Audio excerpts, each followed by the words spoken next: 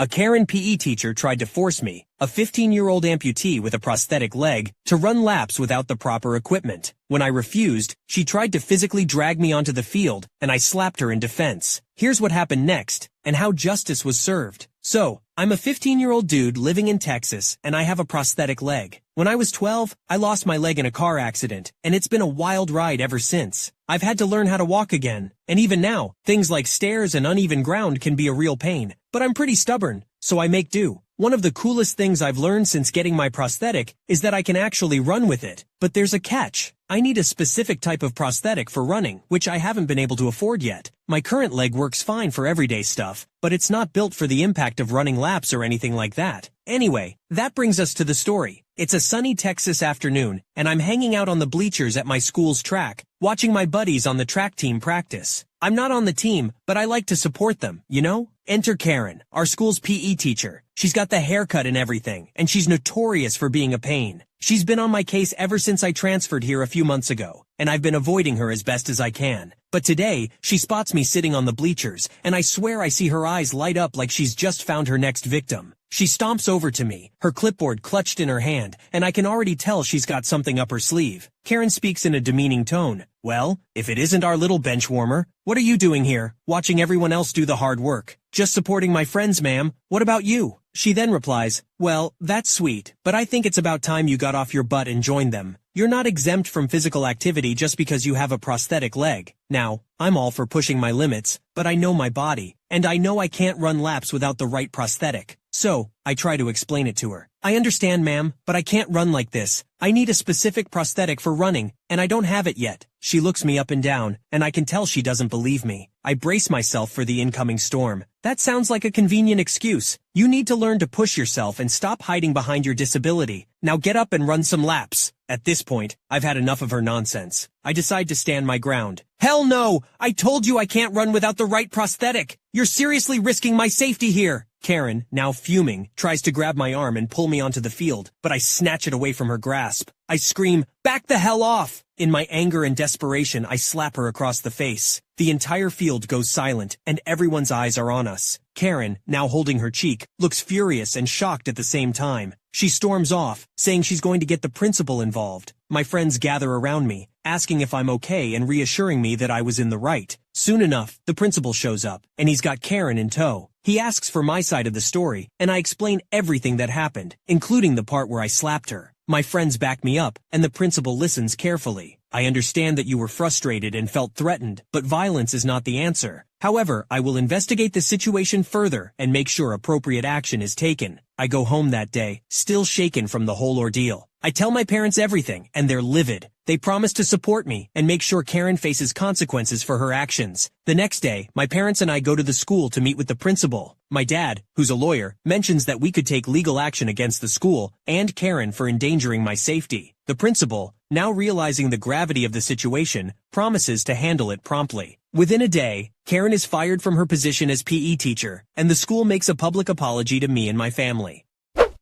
I mean, seriously, trying to force you to run laps without the proper equipment? Talk about reckless. And when you tried to explain it to her, she just wouldn't listen. But wait, it gets even crazier. She actually tried to physically drag you onto the field? No wonder you slapped her in defense. I mean, I don't condone violence, but you were totally cornered there. Props to your friends for having your back and your parents for stepping in and making sure Karen faced the consequences of her actions. I'm so glad justice was served, and you're safe now. This next story is titled, I do not care if you have cancer, my child deserves your seat. Yeah, so this encounter happened about 7 months ago. A little backstory. About a year ago, I was diagnosed with a cancer of the nasal cavity, stage 2. The tumor was quite large, but thankfully benign. Edit. People have pointed out I formulated this wrong. By benign, I wanted to shorten the fact it still did not spread into other tissue. Thus it was still contained, which is what I thought the word meant. I apologize for my gaps in knowledge. To get it removed, I first had to undergo aggressive chemotherapy to make it smaller. Thanks to the chemo, I had severe alopecia, hair loss, which made most of my hair, and even eyebrows and eyelashes fall out. At some point I had to go bald, but I wore a wig because I didn't want to look like a skinhead neo-Nazi. I'm 6'4" and pretty muscular, so I thought people would assume. So once, after a long chemo session in the hospital, I took the bus home. There's only one bus that goes from the hospital to where I live, so I took that one only to see it was absolutely packed. I felt like shit thanks to the chemo, so I asked a middle-aged dude to let me sit. He was very understanding and gave me his spot without complaining. 2 stops later, enter entitled Karen Mother, a lovely whale with an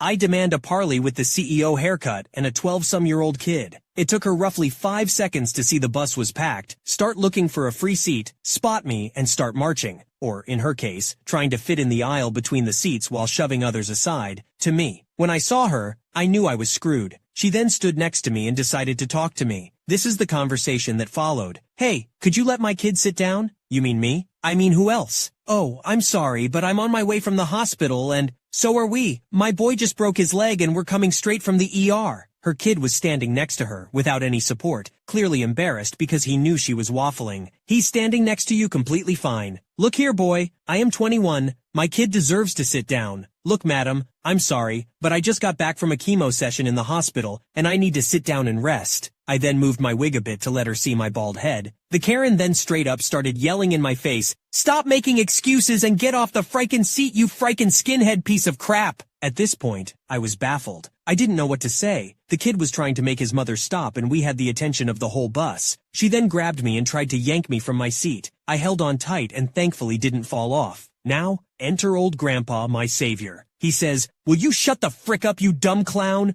Who do you think you're talking to? Stop assaulting other passengers, or I will be forced to step in." Also, every dumb moron could see that the dude has cancer. No, he's just a frickin' baldy. He's got no eyebrows, you twat. Seems like that really offended Karen, because she spun around on the spot and threw a falcon punch in poor old man's face. I was shocked, and in disbelief. The whole bus was flabbergasted, and the kid probably wished he'd never been born. The old man then said something unbelievable, and a golden sweet karma moment followed. Okay, that does it. Harassing passengers on the bus, physical assault against a passenger, and now assaulting an officer. You're in deep trouble, lady. The man then pulled out a badge and told her to stay where she was. Then he pulled out his phone, called someone, and told her she was being arrested. I couldn't believe it. Old man was a bloody cop. At this point, Karen was as white as a wall. The bus had just come to a stop, so she decided she'd make a run for it, but other passengers blocked her way. She then also got charged with resisting arrest thanks to this. 3 stops later, a police car was waiting for the Karen and the kid. The kid told me he was sorry for his mother's behavior, and I felt really sorry for the kid. He wasn't a bad child, but his mother was a hellspawn. The old man then talked to me and asked me if I wanted to press charges, to which I gladly said yes, took a statement, and thankfully was kind enough to let me solve everything on the phone, so I didn't have to come to the police station for questioning. In the end, Karen got some jail time, I think it was a few months, and some community service. I, in return, got a good story to tell and the sweet taste of instant karma. Right now, I'm riding the same bus home, as I just got back home from the hospital after a checkup, which reminded me of this. A friend, who's sitting next to me, told me I should post it here. He, as much as myself, also couldn't believe that such people exist, but it seems I proved it to him. I should also note that the surgery went well. I was declared cancer-free in November and my hair is slowly returning. Also, I don't need to wear a wig anymore.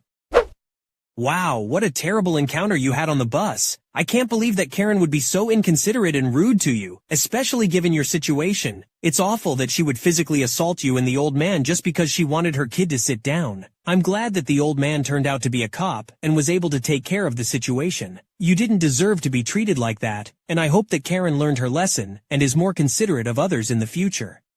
Entitled parents, who are my bosses, demand me to work while my doctor tells me to be on bed rest. While I'm pregnant, they say their vacation is more important than my doctor's orders. Here's what happened. This happened 8 years ago, when I was pregnant with my oldest child. The entitled parents in this story are mine. At the time, they were also my employers. My husband accepted his dream internship in another state between his junior and senior years of college, and didn't want to leave me alone with a complicated rainbow pregnancy. We had previously miscarried while temporarily staying with my parents the summer before. That's important later. I was about 5 months along when his internship started, and I had already had several ER trips and major complications due to HG. That's the kind of morning sickness that lasts all day every day for the entire pregnancy, as in non-stop puking resulting in extreme weight loss and severe dehydration. There were times simply looking at a certain food or shifting my position in my seat caused me to throw up uncontrollably. If you know, you know. It sucks. For various reasons, me going with my husband wasn't an option, but I couldn't be left alone with my condition. After exploring several options, the only viable one was for me to move in with my parents during the summer until he finished the internship, which was also when my due date was. Then we would both move back to where the university was, about 5 hours from my parents, in order for him to finish his final year. Looking back, I still don't know why we ever thought it would be a good idea. At the time, I would have described my parents as overbearing and self-centered, but 8 years later I can confidently say they are toxic narcs with undiagnosed personality disorders. Living with them was a nightmare, but it was only temporary, and I figured staying with someone who could help me get to my appointments or drive me to the ER was best for my baby. My parents owned a small construction company, and I had previously worked on and off in the front office doing administrative assistant work for several years. Everything from running payroll to filing reports with the state, picking up, delivering plans and materials, paying bills, sending bills, managing the schedules, keeping the books balanced, and keeping the entire office organized. All of these tasks were combined into a single underpaid position that they could never seem to keep filled. Gee, I wonder why. It was how I made money during the summers and between semesters at college, but I hated it. I knew how to do all these things, because when I was 16, I helped my parents as they started the company by themselves, and my dad was the only laborer. Whenever they were left short-handed, the manipulation and guilt would pull me back to help them temporarily until they could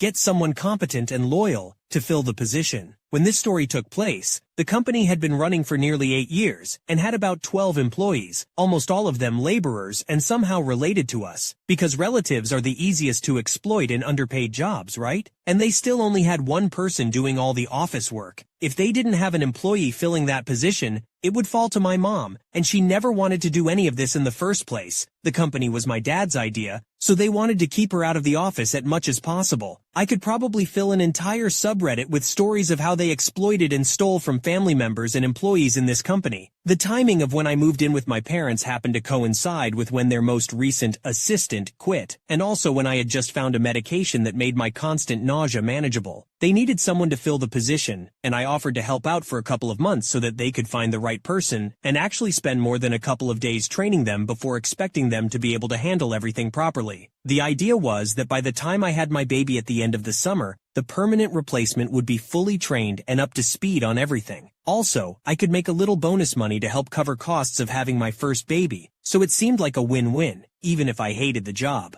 To make a long story short, my parents procrastinated finding a permanent employee to fill the position, making it impossible for me to take a step back from work as my pregnancy progressed. Additionally, at home they treated me like a teenager, I was 24, and gave me a chore list, and certain nights of the week I was expected to prepare dinner. They weren't charging me rent, so I figured I shouldn't complain. They also snapped at me for the amount of food I ate. I helped buy groceries. Also, I was pregnant and trying to recover from spending the last 5 months of not being able to keep food down. The worst was that they felt entitled to give me all the unsolicited parenting and pregnancy advice, including anti-vax and pseudoscience arguments, and my dad even demanded that I let him touch my stomach to feel the baby move. I was overstressed with being surrounded by my toxic parents at both work and at home on top of trying to keep my baby healthy and missing my husband. I became horribly depressed and started having really bad PTSD from my miscarriage that had happened almost exactly a year prior in the exact same place. Within 4 weeks of moving in with them, I started having preterm labor problems and was in a considerable amount of pain. I was instructed by my doctor to be on work rest and had to get progesterone shots regularly, but because my parents didn't have anyone else to run the office yet, they bullied me into continuing my work, but just doing it remotely from home. They made it clear that they still expected me to pull my weight at home with chores and meals, and that once my doctor cleared me to go back to work, that I was needed back in the office. I felt trapped because I had nowhere else to go, and the guilt was overwhelming because whenever they were home they constantly talked about all the problems happening at work because I wasn't there to run the office. My health problems continued, and after 2 more weeks they decided they had better actually advertise the position and start looking for a permanent replacement. All of this was leading up to a 10-day vacation to New York they had been planning for themselves.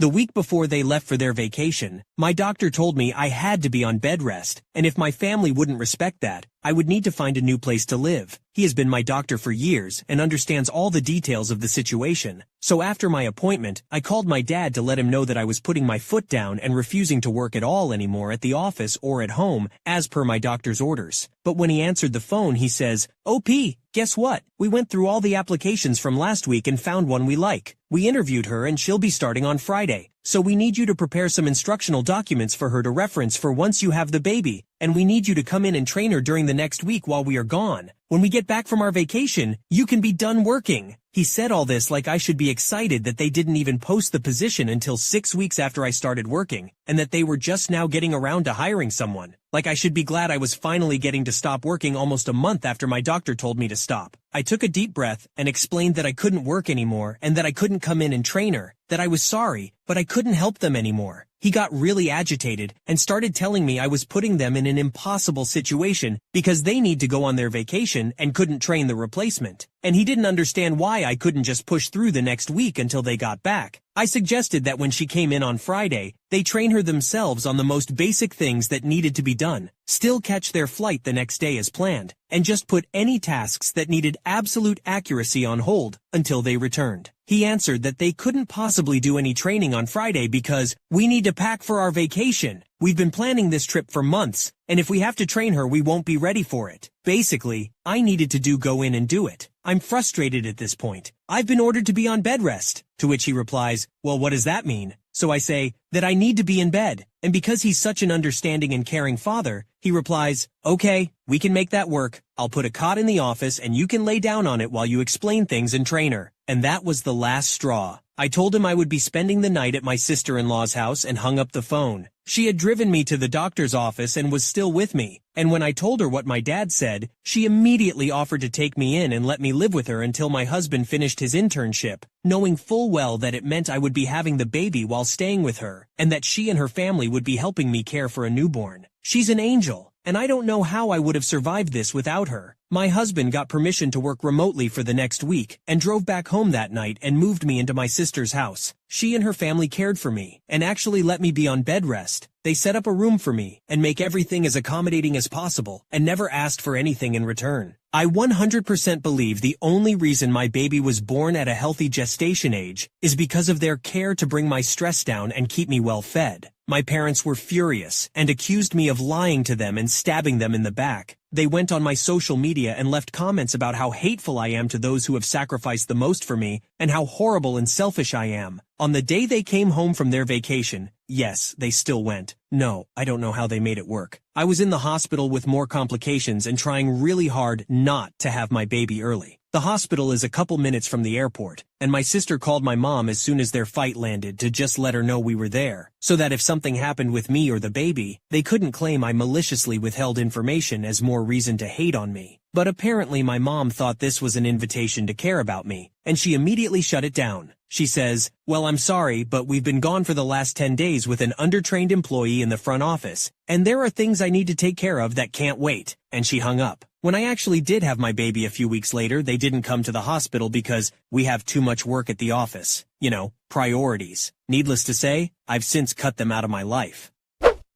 Pregnancy is already tough as it is, but to have to deal with entitled parents on top of it, that's just cruel. Reading the OP's story, it's clear to me that they were put through an incredibly difficult and unfair situation. Being mistreated and taken advantage of by one's own parents during such a vulnerable time is truly heartbreaking. Also, I hate to say it, but they would have probably gaslighted, say, if you did ignore the doctor's orders and you lost the baby, they would probably say, well, it's your fault that you didn't take the doctor's orders. They would probably blame you for it, even though they demanded that you serve them. Hopefully, they haven't tried to demand grandparents' rights. Anyways, if you like this video, you might like this video on the left, where a Karen calls cops on black neighbor for moving out, says he's a thief. Yeah, this is too far. I never thought grocery shopping would turn into a nightmare, but that's exactly what happened. As a 7 months pregnant woman, I was accused of shoplifting by a middle-aged woman named Karen. It was a situation that quickly spiraled out of control. Here's how it all went down. I was just going about my business, doing my weekly grocery shopping. As a 7 months pregnant woman, it was already difficult enough to navigate the crowded aisles and heavy bags, but I was determined to get everything I needed. I had just finished selecting the perfect apples when I heard someone shouting. Turning around, I saw a middle-aged woman waving her arms frantically. She zeroed in on me and started to approach, her eyes blazing with what I could only describe as fury. "Excuse me, miss, but I saw you put something in your bag. I think you're shoplifting."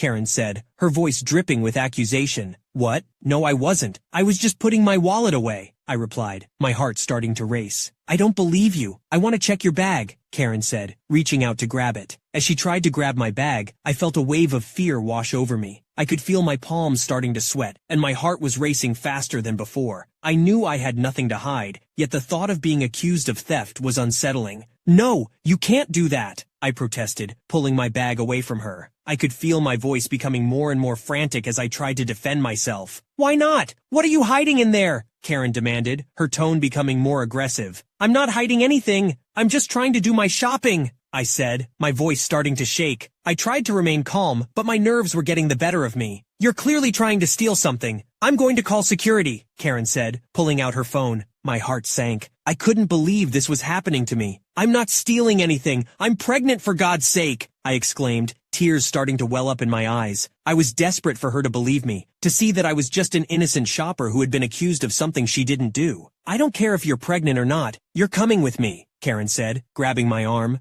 As she dragged me towards the store's security office, I couldn't help but feel violated and humiliated. All I had wanted to do was buy some groceries, yet now I was being treated like a criminal. I couldn't believe what was happening. This woman, Karen, was accusing me of shoplifting just because I'm pregnant. I felt like my blood was boiling. You have no right to treat me like this, I said, trying to stay calm. I'm not hiding anything, and I'm not going anywhere with you. Karen just laughed. Oh, please, you're not fooling anyone. I know you're hiding something in there. Just let me see what's under there. I said no, I exclaimed, backing away from her. You have no right to search me or my things. Karen's words continued to echo in my mind as she reached out to grab my belly again. I could feel my emotions boiling under the surface, but I tried to remain calm. However, I couldn't take it anymore. Her entitled attitude and constant accusations had pushed me to my limit. Get away from me, I yelled, my voice echoing through the room as I pushed her away. I knew that I had to stand up for myself and put an end to her toxic behavior. As I watched her stumble backwards, I couldn't help but feel a sense of relief. It was time for me to take control of the situation and put an end to her bullying once and for all. Karen stumbled backwards, clearly taken aback by my sudden outburst. How dare you? She exclaimed, her face turning red. I've had enough of your nonsense, I said, my voice shaking.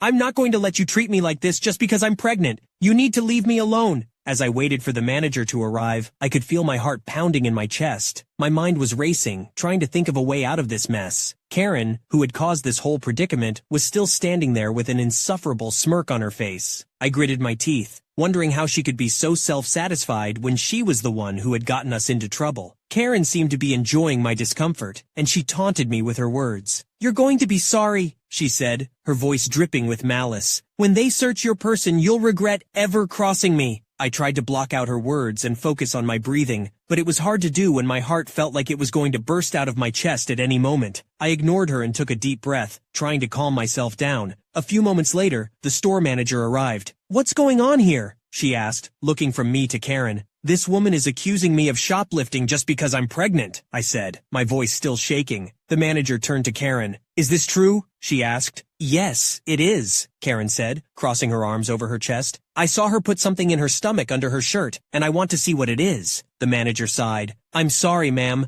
but we can't just strip search someone without probable cause, and accusing someone of shoplifting just because they're pregnant is not probable cause. Karen sputtered in protest, but the manager held up a hand to silence her. I'm going to have to ask you to leave the store, she said. And if you ever come back here and cause a scene like this again, I'll have to call the police. Karen looked like she was about to argue, but then she seemed to think better of it. Fine, she said, turning on her heel and stalking out of the store. As the woman walked away, her footsteps echoing down the empty hallway, I let out a deep and heavy sigh of relief. The tension that had been building inside me since the beginning of our conversation had finally dissipated. The other customers who had gathered around us, staring with a mixture of curiosity and concern, began to disperse, returning to their own errands and appointments. I turned to face the manager, whose expression had softened considerably. God effing damn, she said, her voice filled with sympathy. That was intense. Are you okay? I nodded, still feeling a bit shaken. Yeah, I think so, I replied. Thanks for your help. The manager gave me a small smile. Of course, that's what we're here for. Wow, that Karen sure got what she deserved. It's crazy to think that someone could be so entitled and accusatory without any evidence. Props to this woman for standing up for herself and her rights, even in a stressful situation like being accused of shoplifting. Glad it all worked out in the end. My mom stole $8K from me and opened credit cards in my name. I never thought my own mother would betray me in the way she did. For years, she had been stealing from me, opening credit cards in my name. But when I finally confronted her, what I discovered was even more shocking. Here's how it all went down. I haven't talked to my mom for a little over a year now, but this is the story of my mom's lies. Growing up, my mom was always in and out of jail for stealing. The last time she was arrested was in 2015 when I was 19. She always said she stole to provide for our family, but we never lived in a stable home. She would just blow money on expensive gifts and tell us we weren't poor because we had these things. As we moved from hotel to hotel, I became the financially responsible child. I worked multiple jobs, got good grades, and did community service. I was able to save up $8,500 for college with multiple scholarships. During my hard work in high school, I also helped my mom with bills and paying for whatever she needed help with. When I left for college, she was arrested again and had to be dropped off states away by my aunt for my first day of college. I asked my mom for my college money, and she said she would transfer the money when she got out. When she got out, it all magically disappeared. She blamed my dead grandmother for stealing my money. In 2019, I discovered that multiple credit cards and an apartment with late bills were opened in my name. I cried to my mom about all these issues, and she comforted me and asked for more money. I gave her more money. I graduated with my BA and went to grad school. I was able to be in grad school for 1 year with my savings before I needed to take out Grad Plus loans. I applied but was denied due to all the negative items on my credit score. My mom told me to just pay it off. I didn't. I dropped out instead. I was devastated, but I wasn't going to pay for other people's fun ride. I called all the credit companies and got the address for all the credit cards. It was my mom's address. When confronted, she broke down, saying it was my grandmother and how dare I blame her for this. She demanded an apology and didn't speak to me for a week. My grandmother died before all the credit cards were opened. I filed a police report against my mother. She doesn't know yet, but when she finds out, I am sure I will receive the best kind of text message. We stopped talking for another reason. Edit for all the comments. I have not spoken to my mother for a year, almost 2 years now. She has been blocked on everything. The reason we do not talk is on a previous post I made about how happy I am my boyfriend ruined my relationship with her. To the comments asking about why I kept giving her money. It was hard. It was either help with the bills or have no electricity, water, gas, or roof over mine and my brother's head. I didn't want to be homeless again, and I didn't want my brother to suffer either. I felt like I needed to help my family, because for so long I had the mentality that blood was thicker than water. I know now it isn't my responsibility. I was just young, and thought I was doing the best I could to provide for my family from the ages of 16, 23. I'm 26 now. Credit stuff. I have gotten a good amount taken off. Only 2 cards and 1 bill are on my credit score. Thank you for all the support and kindness. The OP left the following update, so this may not be the update everyone wanted to hear. I didn't get justice. She hasn't been arrested, and there are no charges at this time. I still have a police report, but I'm not going to push the police to make an arrest. The update is just more information that I have recently discovered. More context. It wasn't just always my mom, my brother, and me. When I was born, I shared a small 3-bedroom apartment with my grandmother, her husband, my aunt. In high school, my mom, me, and then my little brother followed. My aunt went no contact with the family in her later 20s, and I never knew why. It hurt to lose someone I was close to. I heard horrible rumors of things my aunt was doing from my mom, and my mom would also let me know awful things my aunt was saying about me. My aunt was on and off in my life after this NC. Well, fast forward to the present. I reached out to my aunt to meet her. We talked and got everything cleared. My mom stole my aunt and her father's identity. My aunt had a lot of debt she didn't know about, and when she found out, it was my mom. She pressed charges. This was the second time she was arrested. My aunt's husband, who was a cop, arrested her. I knew he hated my mom, but I never knew why. My aunt then gave me a list of family members who she also stole their identities, and everyone in the family knew it would happen to me and my little brother. The issue was how they were going to stop her. She was our mom. My aunt told me she wished my mom would have given us up, so my brother and I could have lived with her and had a normal life. I don't know why, but those words broke me so much. To know I had family that knew we were being hurt, but couldn't do much to help us. To know they wanted to save me and my brother. My aunt then proceeded to tell me my father tried to go to court to have my SSN changed and locked until I was 18. This way, my mom couldn't steal my identity. It obviously didn't work, and here I am. She told me how happy and proud she was of me. She told me she struggled when she went no contact because she felt like she left her babies behind, and she was afraid of how we would turn out. I love my aunt, and I'm so happy I reached out. I'm even angrier with my mom. How badly she isolated us into her own delusional world, and in the end destroyed our relationship. I told my aunt I didn't care that we struggled in poverty. I don't blame her for that. I blame her for how she handled it and put so much pressure on 2 children to become billionaires for her to continue her reckless spending. The OP left this second update. I am a ball of rage. I recently unfroze my credit account to apply for care credit to get emergency surgery done. Not even 2 months after unfreezing my credit, my mom applied for a new credit card in my name. I'm done. I always had a piece in me that didn't want to press charges or push for it because it was rough times in our lives, and I knew she was struggling to raise us. But now I see no excuse other than she just doesn't want the responsibility of living within her means. It has been 2 to 3 years of no contact. First, I would like to say F you to Chase Bank. The card was opened with them, and when I called to let them know it wasn't me, they told me they will see if they can close the account but need a police report first. I asked for the address to confirm it was my mom, but they kept denying my request for the address. I only got it confirmed after I told the operator, if I guess the damn address, would you just give me a yes or no? He agreed, and it was my mom's address. I am away for surgery for a while, but when I get back home I'm going to the police and requesting to speak with a prosecutor. I'm done. I'm hurt and done. I did my fucking best to raise my credit score to where it is now. I did my best to work multiple jobs to help with bills. I did my best to be her emotional support, no matter how badly she treated me. I feel like this next step will be cutting this one string I left connected to her out of sympathy, and of course it led to me being taken advantage of again. I hope to give an update on if the courts will be on my side. Edit. I'm sadly states away for this surgery, which is why I'm waiting until the surgery is over and I'm back home recovering. I don't know if I can file this report in the state I am in and it still be effective in the state I live in. I know jurisdiction can be a problem. Edit 2. Thank you for the advice, everyone. I will be pressing charges right away. My boyfriend is an attorney but doesn't work in the public area. I do have friends from my law school days that actually work in our county prosecutor's office, so I may reach out to them for some advice. They just passed the bar and are slowly getting into the routine. I also don't like to bring this up much to passive friends because it's just embarrassing. My mom and I haven't spoken in almost 2 or 3 years. It feels so long ago I really don't know the timeline. Questions. Why haven't I pushed for charges before, and why do I keep letting this happen? I really don't know if many will understand,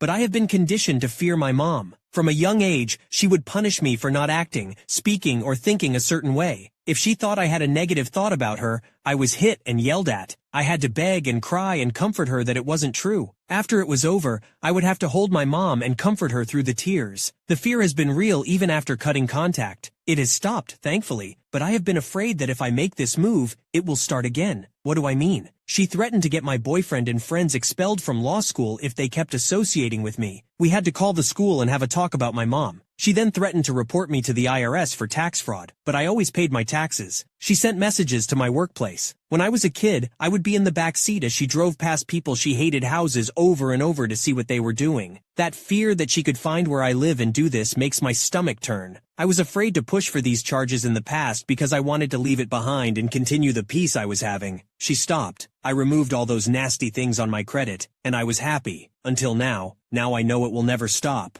After 4 years of not opening anything in my name, she went back to it. So I'm putting my foot down and taking this step. I understand I should have pushed more earlier. I do. I was scared and naive, but I'm going to stop it today. Last update until I get back home. I called my local police department back home, saying I have an update for the identity theft report I reported in 2021. They transferred me over to the detective office and said I would need to come in to make another report. I told them I am currently waiting to finish a surgical procedure and will not be back home for a few days. They said it was fine. So at this time, I will not be able to make the report until I get back home. But I'm also happy because they said I can talk to the detective when I come in to file the other report. So I hope to be making a part 4 by the end of next month with some good news. The OP left this third update. Well, it has just been a mix of emotions these past few days. My surgery went well, and my recovery should be complete by next week. I feel super good. I got cancer. I didn't expect this one. Skin cancer, which is super easy to treat and to prevent if I keep up with doctor appointments. I got this weird wart removed. I received a call right before I went into surgery saying it was cancer, and I would need to come in for some more testing and a body check. I would like to thank my mom for having me in tanning beds at 13. She said I was super ugly pale, and I believed her. She also didn't want people to think we didn't travel for spring break, so all spring break I would be in a tanning bed to look like we traveled. Wear sunscreen, kids. I got a puppy.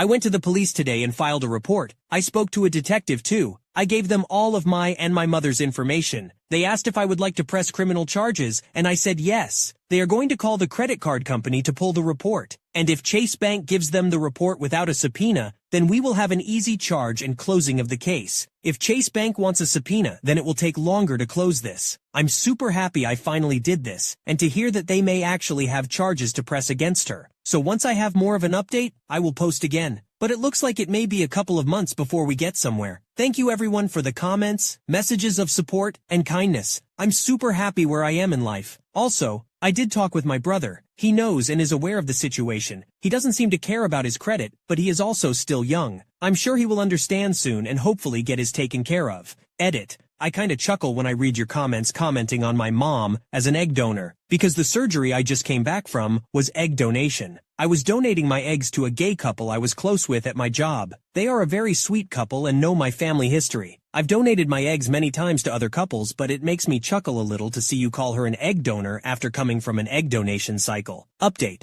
The police called to let me know they will be going to see her today or Tuesday to talk about the theft. If she admits to it, then we will have an easy case. I told them on the phone she won't admit to stealing. She would just blame someone else. The detective wanted to know if she had a drug problem. I told him no. She just can't live within her means. If I get a call back that she has been arrested, I will let you know. The OP left a fourth update. I received a call this morning from the detective. He wanted to hear my side of the story again. I told him about my mom's history with theft. I explained that I had filed a report once in 2021, but nothing happened. I also told him how I discovered the inquiry and how she did it the moment I unfroze my credit. He asked what I wanted him to do. I told him I would like to press charges. He asked if he went to her place, would she admit to the crime? I told him no. When I confronted her about it, she blamed my grandmother. Apparently my grandmother had powers beyond the grave to open these cards in my name. He asked if she was a drug user. I told him no, she just doesn't know how to live within her means. He said he would be going down today to interrogate her. If she admits to it, she will be booked right there. If she doesn't, then they will just need the Chase credit report. I am planning to go to Chase to grab the report and hand it to them myself tomorrow. I asked if she would know our address. He said if we go to court my address would be submitted as evidence against the identity theft, so she would know where we lived. Thank God we are renting right now. So we agreed that if we go to court, we will see how long her sentence is and plan to move out before she is released. We know she will serve time because this is her fourth time, and the judge will have no sympathy for a mom doing this to her daughter. The maximum punishment in the US is 15 years, but she always takes the plea deal, so I can see her serving either a couple of months or a year. It has been a couple of hours, and my stomach feels like it is doing flips. My head is so dizzy. The air feels so much heavier. I feel sick. I've been waiting by my phone for a call, an update, something. Did she admit? Is she booked? What is happening next? The detective then gave me the report number, and I called Chase Bank. Chase apparently hadn't processed the application, but after my call, it was put on hold until further investigation. With my report, I was able to have it denied and removed from my credit score. So I have confidence I can go into the bank tomorrow and snag that report. I apologize for any grammar mistakes here. I feel so lightheaded. I'm on edge right now. I'll update again once I have heard back from the police. The OP left this as their fifth update. So this isn't the update a lot of people want to hear. Police showed up on Friday to talk to my mom. She denied everything and said she doesn't even speak to me. Which is true, we haven't spoken in 2 years. That Friday I got logged out of my Experian account. It was weird, but I didn't think too much of it. Yesterday, I decided to use my downtime to get back into my Experian account, thinking I forgot my username and password, and that I signed up with an old email. I got back into my Experian account, and everything was different. Different email, different phone number, and username. It was like someone just wanted to control my credit file so that I wouldn't be able to access any more information. I saved the email and phone number. I just got off the phone with the detective, and they will investigate this too. If it's linked to her and shows up, then we have a closed case. If not, they said they will need to wait for more evidence to come in. My boyfriend and I talked. We don't want more evidence to come in and be on high alert. So I'm hoping that this time, with all my evidence, I will be able to change my SSN. I tried back in 2021, but was denied because I didn't have evidence of it being constant harm. So I'm hoping this will help. I don't know if I will have another update on this. We are sadly moving since our address was linked to my Experian account. I also get spam calls asking to speak with my mom or text with her name. Why haven't you changed your number? I tried in 2022, but the damn AT&T people ignored my request and kept my number the same. Plus, everything was quiet last year, so I'm going to try to change it again. Also, I know this is a question. How did she get into your Experian account? I have the same 4 passwords I use for everything. She knows 2 of them. Every time I am requested to change my password, I would just rotate to those 4. I know how stupid that was. I changed all my passwords to something she would never guess, and I'm better protected. If I do have an update, I will share it. But it looks like this may sadly be it. I'm sorry this isn't the happy ending we all wanted. I wanted justice too. But please know I am happy, even during these rough times. I have been super happy since I cut ties with my mom. I have an amazing found family and friends. It's funny, my favorite movie was Meet the Robinsons as a child. How the ending wasn't exactly what the protagonist wanted, to be happy with his birth family. But I'm happy I kept moving forward and met my new family. I have so much love in my life now. I couldn't have asked for more. Final update. The police just gave me a call again. The number was linked to her, but she told the officers she helped me set up the account when we were talking, so of course her number is linked, which is a 100% lie. The officer told me straight. If we didn't stop the inquiry and allowed her to use that card for a couple of weeks, we would have been able to book her since they would have evidence that a card was delivered to her address and she was using it. So this is truly the end. Thank you all for the support and love you sent my way. I hope everyone has a great rest of their week.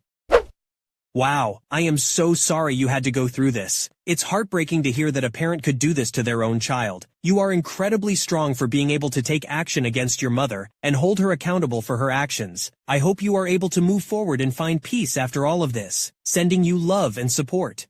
A Karen teacher accuses me of not paying attention in class and pulls my hearing aids out of my ears, claiming they're earbuds. Without them, I can barely hear anything. Here's what happened when I reported her to the principal and my family decided to take legal action. Subscribe to You're the Jerk and turn on notifications if you like videos like these.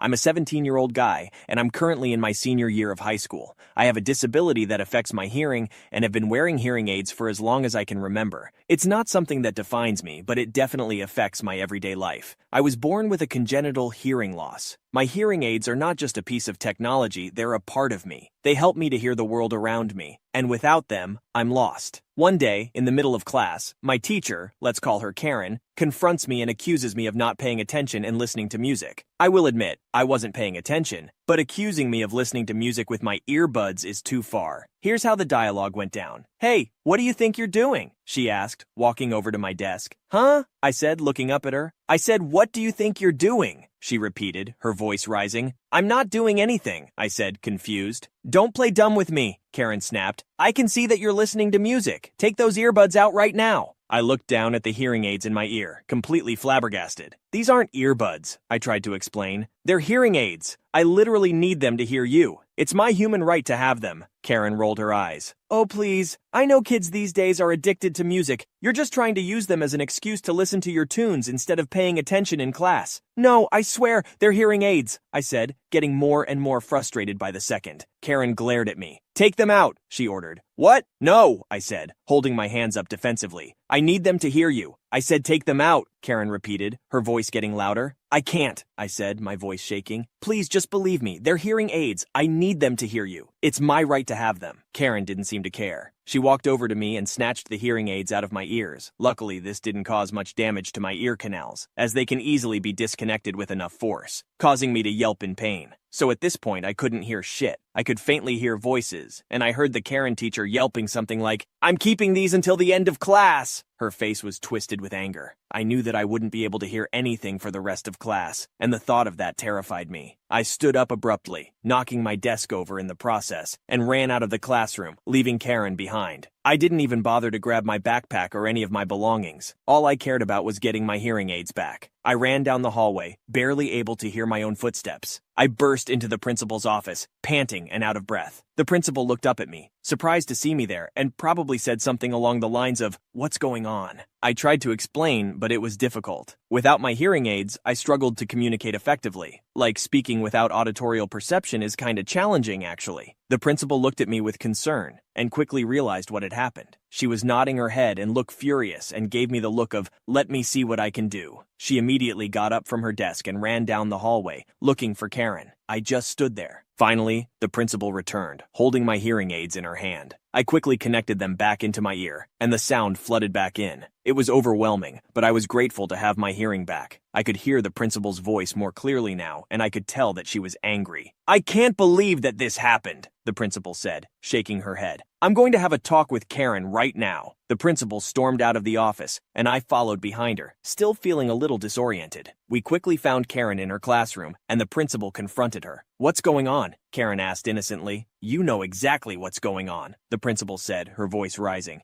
"You just violated this student's rights. You can't just take away their hearing aids like that." "I was just trying to teach him a lesson," Karen said, trying to defend herself. "Are you serious right now? Teach him a lesson? Are you insane? You're meant to teach history, not commit crimes," the principal said firmly. Karen didn't seem to understand the gravity of what had happened. "I'm sorry, I don't understand," she said, but it was clear that she wasn't really sorry at all. The principal looked at her with a stern expression. "This is not acceptable. Pack up and go home right now. I'll talk with you later." She said she would investigate the case and make sure that something like this would never happen again. 3 days later, the word spread that Karen had been fired. I was relieved to hear the news. It was a small victory, but it meant a lot to me. I couldn't believe that Karen had been so ignorant and disrespectful to me. It was good to know that she wouldn't be able to hurt anyone else in the same way. My parents were furious when I told them about what happened at school that day. They knew that what had happened was a violation of my rights as a student with a disability. A quick Google search shows that whatever this bitch did was a violation of the Disabilities Act. My mom decided to contact a lawyer to seek legal advice. And that brings us to today. We're going to have a meeting with a lawyer and discuss our options. I believe I can sue the living shit out of this bitch, and she deserves it. Oh my goodness, can you believe what happened to OP? I mean, seriously, what kind of teacher thinks it's okay to take away someone's hearing aids like that? That Karen is beyond crazy. I can't even imagine what it must have been like for OP to not be able to hear anything for the rest of class. And then, having to run all the way to the principal's office to get their hearing aids back? It's like something out of a movie. But honestly, it's not even funny. This kind of behavior is unacceptable, especially from someone who is supposed to be a role model and educator. I'm so glad that the principal took swift action and that Karen was fired. And the fact that OP's family is seeking legal advice just shows how serious this is. Nobody should have to go through something like this, and I really hope that Karen learns her lesson, and that justice is served. What do you guys think about this crazy situation? Have you ever had a run-in with a Karen like this? Let me know your thoughts below. Me personally, I would have slapped that teacher. My Karen aunt tries to cheat her own family out of their rightful inheritance and ruins a funeral, only to end up living in a caravan with no money, no home, and no one to turn to. Here's how it all went down. My aunt was one of 2 kids my grandparents had. My mother was the solar opposite to my aunt. She worked from the age of 12 in my grandfather's shop, never asked for anything, and eventually managed to start her own business. My aunt never held down a job till the age of 26, was constantly stealing from her parents, and was constantly in trouble. Despite this, my aunt was spoiled by my grandmother, and so were her kids. She had 3 kids from 3 different men, and her first husband was not one of them, if you know what I mean. Didn't matter what my aunt or her kids did, my grandmother would always jump to their defense. She never had time for my mom and her kids, unless it was to get something from us. The only reason my mom would visit her was because she loved my grandfather. My grandfather passed away in 2004, and a few months after my nan decided to write up a new will. My mother and my aunt were both present for it when she signed it, so they knew what was in it. It made it so that when she passed away, her home would be sold, and the money split 25% each to my mom and aunt, and the remaining 50% would go evenly to the grandkids. At the time, the home was worth more than £500,000, so it would be a nice little inheritance, but nothing life-changing. In 2010, my mom died after an accident and did not have a current will in place. As she no longer had her business and was renting a house, she didn't have anything of much monetary value. The only thing she was concerned about was what would be done at her funeral should she have passed away, but had told me everything she wanted: the music, the flowers, the coffin color, and even what people were to wear at the funeral.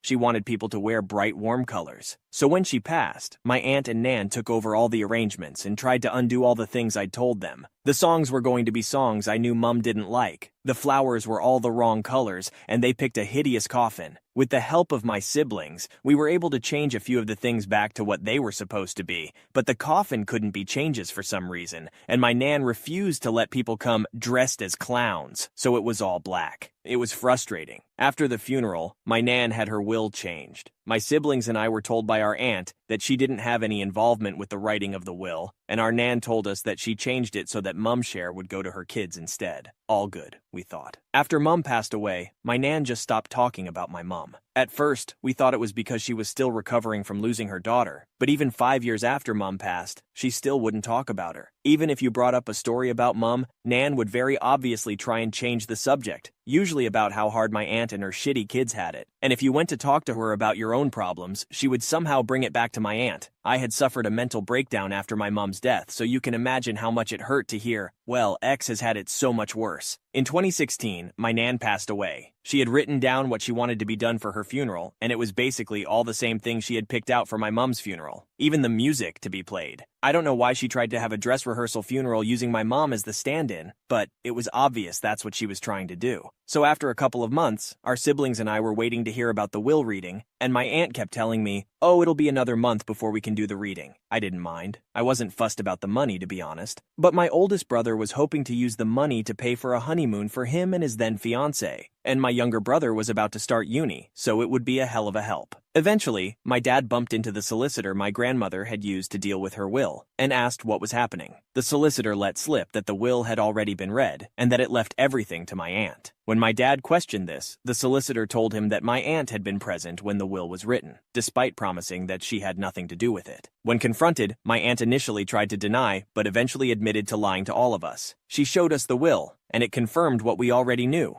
The house and all its contents were now my aunt's. This included my granddad's war medals. He fought in the Second World War. When I told her that he had promised them to me before he died, she said, well, unless you have it in writing, you will have nothing in this house. Anyway, I already gave them to Clive. My heart sank. Clive, not his real name Obbs, was her eldest son, and the dictionary definition of a fuck-up. He'd been in and out of prison for stealing and dealing drugs. I knew that the moment that prick had got his hands on my granddad's medals, they would have been sold off. We looked into taking her to court over the will, but everyone we spoke to said that we probably wouldn't get anything out of it. She immediately put the house up for sale at close to £750,000. She had pissed off too many people in our town, so she was going to sell the house and move closer to her daughter, who lives in a big city. An offer was made on the house, and she put down a deposit on a house near the big city, and I thought that was that. Here's where karma comes into play. The people who wanted my nan's house had a survey done on the house to see if there were issues, and oh boy were there. Turns out that the land the house was built on way too soft for the type of house it was, and it was sinking. It has sunk about 2 cm in the 40-plus years my nan and granddad had lived there, but the sinking was accelerating to 1 cm per year. This meant that within the next 3 years the house would need some serious work, or be knocked down.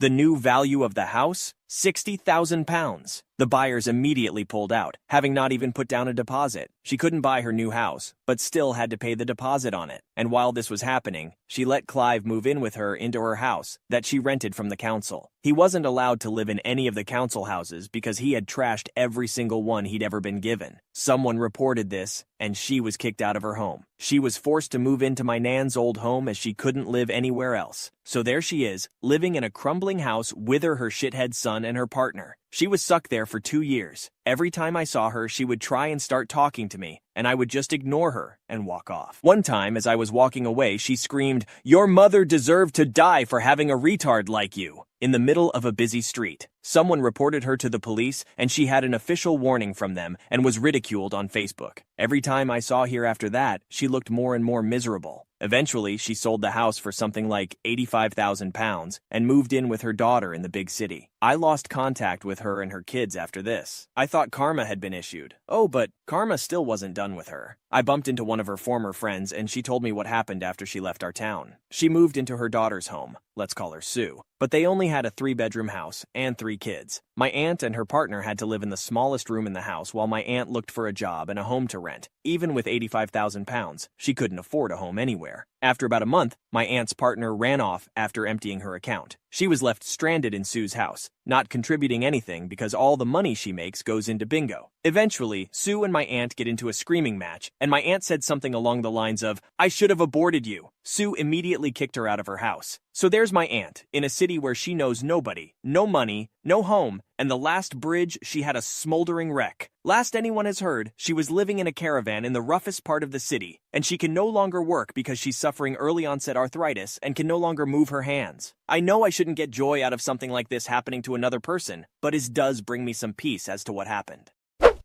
Oh my gosh, this story is absolutely insane. The Karen in this story is next level crazy. Can you imagine living a life like that? It's like something straight out of a soap opera. It's crazy to think that someone can be so spoiled and entitled that they would treat their own family so badly. The fact that the aunt stole from her own parents and was constantly in trouble is just mind-boggling. And the fact that the grandmother would always jump to her defense, no matter what she did, is just ridiculous. But the real craziness started when the will was changed. The fact that the aunt and grandmother would go to such lengths to undo all the things that the OP's mother had requested for her funeral is just despicable. And the fact that the grandmother tried to have a dress rehearsal funeral using the OP's mother as a stand-in is just beyond words. But the ultimate karma came when the house that the aunt inherited turned out to be sinking and the buyers pulled out. The fact that she had to live in a crumbling house with her shithead son and her partner is just hilarious. And the fact that she sold the house for a fraction of what it was worth is just the cherry on top. I can't even imagine what it must be like to live a life like that. It's like something straight out of a movie. But at the same time, it's kind of satisfying to see someone who has done so much wrong get their comeuppance. Anyways, enough of that. You should watch the video on screen where OP's entitled family forces him out of his own house to give it to his sister. Yeah, that's just illegal, I guess.